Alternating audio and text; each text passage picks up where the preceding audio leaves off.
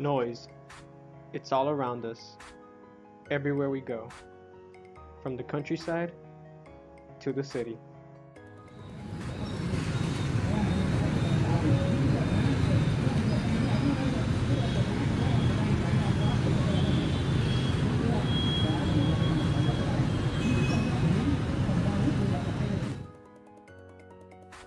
However, there comes a point where noise can become too loud and excessive that it does not only become a nuisance, it also becomes a pollutant. Noise pollution is the disturbing or excessive noise that may harm the activity or balance of human or animal life.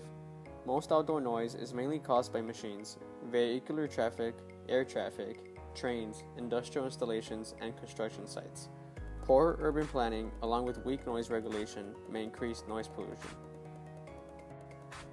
Noise pollution may cause hypertension, disrupt sleep, and/or hinder cognitive development in children.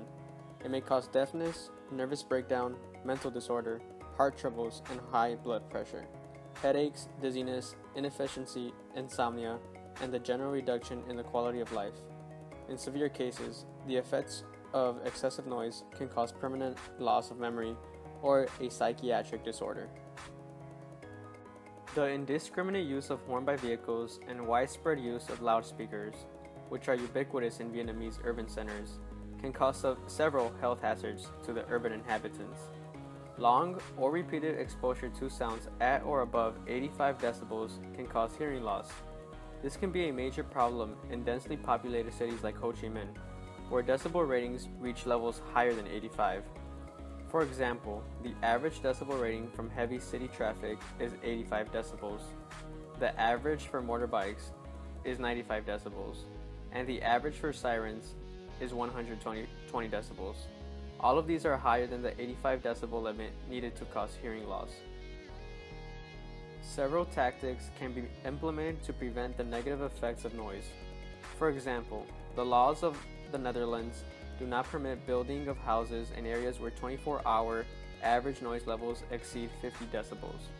And in Great Britain, the Noise Act empowers the local authorities to confiscate noisy equipment and fine people who create excess noise at night.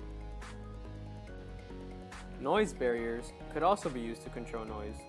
Another strategy is to insulate buildings to prevent the intrusion of outdoor noise. Body and window planes may be made soundproof. Lastly, regulating the behavior of users of machines and equipment that add to noise pollution can be carried out.